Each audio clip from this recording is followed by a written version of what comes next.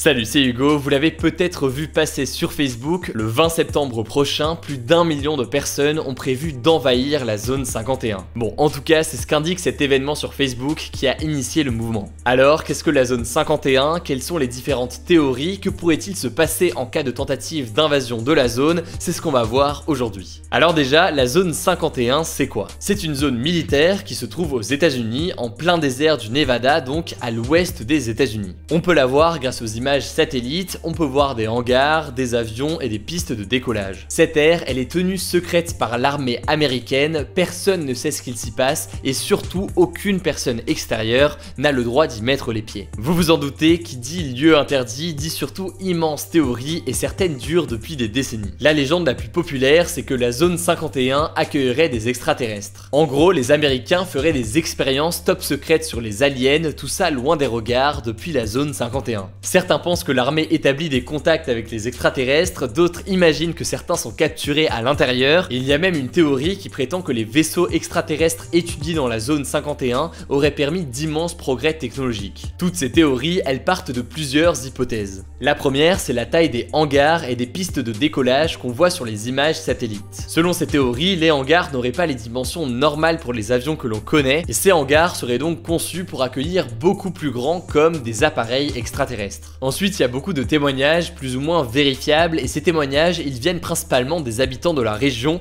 qui affirment apercevoir des ovnis, donc des objets volants non identifiés, autour de la zone 51. Le dernier indice étrange qui explique la théorie des aliens, eh bien c'est le niveau de sécurité autour de la zone. En gros, tout autour, il y a des barrières à ne pas dépasser et des panneaux d'interdiction très anxiogènes. Tous ceux qui ont essayé de s'en rapprocher ont été fermement recalés par les gardiens et le Grand JD a sorti une vidéo où il tente de s'approcher au plus près de la délimitation. Dans la minute, des gardiens arrivent en voiture et lui font comprendre qu'il n'est pas le bienvenu. Tous ces éléments, au final, c'est vrai, ils ne disent pas grand chose, mais ça entretient un fantasme autour de la zone 51. Surtout, ce qui le renforce, c'est que les autorités américaines sont toujours restées très silencieuses sur le sujet. Jusqu'en 2013, la CIA niait l'existence de la zone 51, pour eux elle n'existait même pas, alors que la base est très facile à trouver sur Google Maps. Au final, le gouvernement américain a fini par déclassifier 407 pages de documents contenant des informations sur la zone, et bon, je casse un petit peu le suspense, mais il n'y avait rien sur les extraterrestres. En revanche, la CIA a confirmé qu'il s'agissait bien d'une zone d'expérimentation militaire et d'après ce que l'on sait, ce sont des expériences aéronautiques. Depuis les années 50, la zone 51 sert à tester des prototypes d'avions militaires ou d'avions d'espions et les prototypes d'avions militaires américains de l'époque, eh bien ils ressemblaient à ça. Quand l'armée teste ce genre d'appareil, eh bien elle les fait voler à une altitude qui est beaucoup plus haute que les avions commerciaux,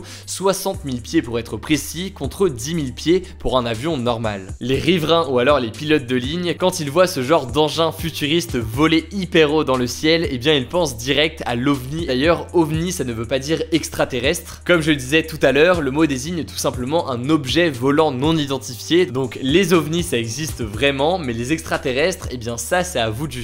Mais alors, vous vous demandez peut-être pourquoi ces tests sont aussi secrets. Eh bien, la raison principale, c'est un enjeu de sécurité et un enjeu militaire tout simplement. Quand un pays développe des armes et des machines de défense, eh bien, il fait en sorte que ça ne se sache pas, notamment vis-à-vis des pays étrangers. Ça, c'est un peu pareil partout. En France, on a nos propres zones militaires qui sont tenues secrètes, comme des bases de sous-marins. Autre exemple en France, le siège de la DGSE, qui est un petit peu l'équivalent, pour faire très simple, de la CIA chez nous, eh bien, sur Google Street View, il est flouté. En gros, dès que ça concerne la défense et les renseignements, eh bien les états restent très secrets et du coup rien de très surprenant à voir les Américains mettre la zone 51 en plein désert. D'ailleurs avec ces théories, la région désertique autour de la zone 51 est devenue culte. En fait il y a même un business qui s'est créé là-bas et dans les villes autour on trouve des restaurants, des hôtels et des boutiques de souvenirs sur le thème des aliens. D'ailleurs j'avoue quand j'y suis allé il y a 2 ans, le gros touriste que je suis a eu droit à sa photo devant un alien géant. Je parais petit et pourtant je fais 1m95. Bref, le gouverneur du Nevada a même renommé la section de la route qui passe près de la zone 51 le Extraterrestrial Highway, autrement dit l'autoroute des extraterrestres. Bref, la zone 51 est devenue une vraie référence de pop culture et on a pu la voir dans les Simpsons, dans la série X-Files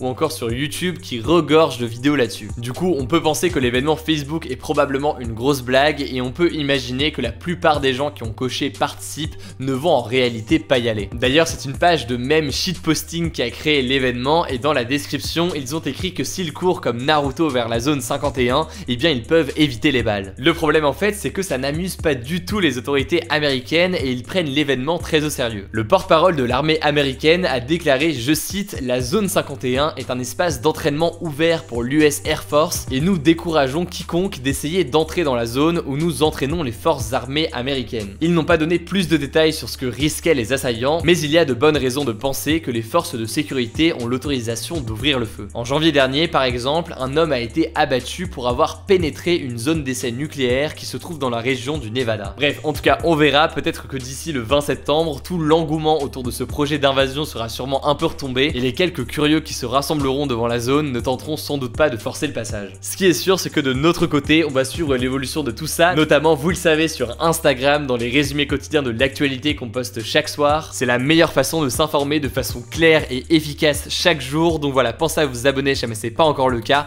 Le nom du compte, c'est Hugo Décrypte. Et vous, est-ce que vous pensez à l'existence d'une zone extraterrestre au sein de la zone 51? Pour participer au débat, c'est très simple, ça se passe à l'aide de la petite fiche qui s'affiche en haut à droite. Vous pouvez voter oui, non ou sans opinion. Et surtout, comme d'habitude, je vous invite à en débattre dans les commentaires, j'irai lire tout ça. Voilà, écoutez, n'hésitez pas à découvrir les autres contenus et formats de la chaîne si jamais c'est pas encore le cas. Je crois que j'ai tout dit, on se dit à très vite.